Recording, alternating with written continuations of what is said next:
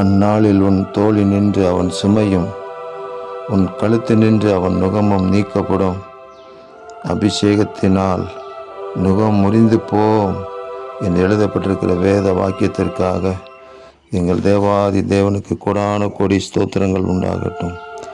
வல்லமையுள்ள தேவனிடத்தில் திரும்புகிற உங்கள் பிள்ளைகளுடைய வாழ்க்கையில் கர்த்தாவே உண்மையே சார்ந்து கொள்ளுகிற உங்கள் பிள்ளைகளுடைய வாழ்க்கையில் இருக்கக்கூடிய நுகங்கள் நீங்கி போகும்படி செய்வீராக. எல்லா சுமைகளும் நீங்கி போகும்படி செய்வீராக.